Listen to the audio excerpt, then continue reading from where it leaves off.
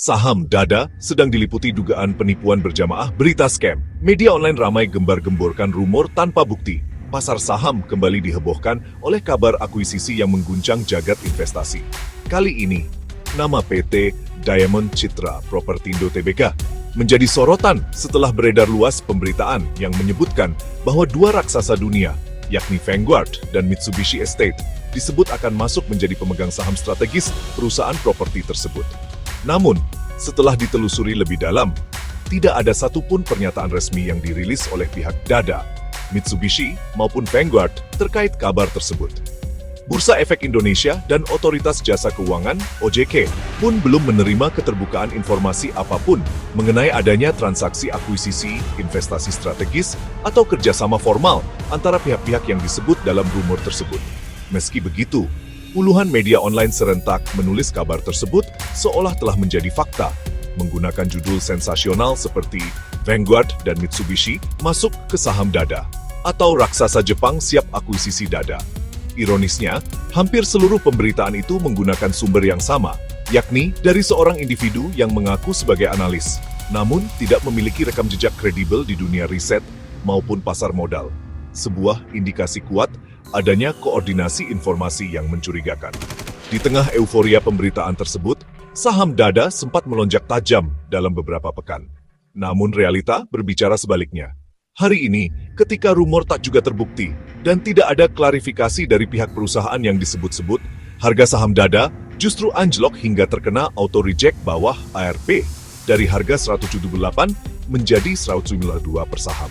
Kejadian ini menimbulkan kecurigaan kuat bahwa telah terjadi penipuan berjamaah melalui media, di mana sejumlah portal berita tampak secara kompak menyebarkan narasi yang belum terverifikasi, memicu euforia pasar, dan berpotensi merugikan investor retail yang terjebak membeli di harga tinggi.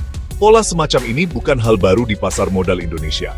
Dalam banyak kasus sebelumnya, oknum tertentu memanfaatkan media daring sebagai alat propaganda, menebar isu akuisisi, investor asing, atau valuasi fantastis untuk kemudian menggerakkan harga saham secara artifisial. Begitu harga mencapai titik puncak, rumor mereda dan harga saham jatuh bebas, meninggalkan investor yang terlambat masuk dengan kerugian besar.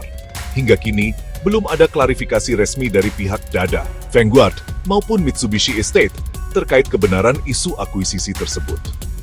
Sementara itu, investor diimbau untuk tidak mudah percaya terhadap berita-berita tanpa sumber resmi dan tanpa konfirmasi langsung dari perusahaan terkait.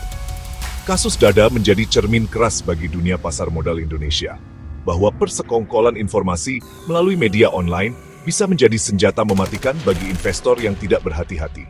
Rumor tanpa dasar bisa berubah menjadi bencana finansial, dan dalam kasus ini, seolah-olah media telah ikut menjadi bagian dari orkestra penipuan berjamaah yang menyesatkan publik.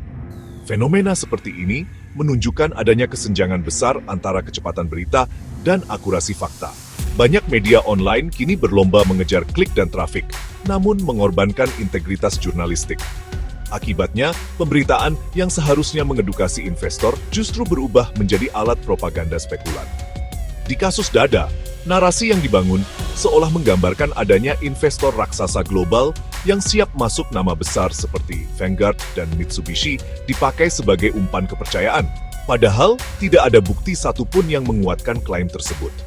Tidak ada pernyataan dari pihak Jepang, tidak ada laporan akuisisi di bursa luar negeri, dan tidak ada dokumen resmi di keterbukaan informasi BEI.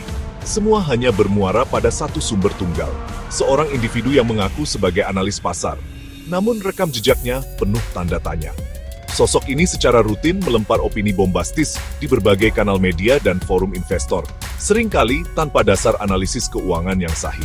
Ironisnya, sejumlah media malah menjadikan opininya sebagai bahan berita utama tanpa verifikasi, tanpa klarifikasi, dan tanpa tanggung jawab etik. Akibatnya, publik pun menjadi korban. Investor retail yang percaya pada berita-berita itu berbondong-bondong masuk, berharap cuan besar karena keyakinan bahwa saham Dada akan segera diambil alih oleh raksasa global. Namun, kenyataan di pasar berkata lain. Saham anjlok, uang investor tersangkut, dan pelaku di balik rumor nantinya akan menghilang dari sorotan. Kondisi ini layak disebut sebagai bentuk penipuan berjamaah yang terselubung di balik wajah media digital. Penyebar isu, penyedia narasi palsu, hingga media yang menayangkan tanpa verifikasi semuanya berperan dalam menciptakan ekosistem informasi palsu yang menyesatkan publik dan mengguncang kepercayaan terhadap pasar modal. Regulator seperti Otoritas Jasa Keuangan (OJK) dan Bursa Efek Indonesia (BEI) sudah seharusnya turun tangan, menelusuri pola penyebaran berita dan jejak transaksi di balik gejolak saham dada. Apakah benar ada keterkaitan antara sumber berita, pihak yang memperoleh keuntungan dari kenaikan harga, dan broker tertentu yang aktif di periode rumor tersebut? Karena jika pola ini dibiarkan, maka bukan tidak mungkin akan muncul saham-saham rumor lain dengan pola serupa, dibungkus narasi internasional, diberi bumbu nama besar, dan disebarkan serentak oleh jaringan media tanpa verifikasi. Pada akhirnya, pasar modal akan kehilangan fungsinya sebagai tempat investasi rasional, berubah menjadi arena spekulasi yang digerakkan oleh isu, bukan kinerja.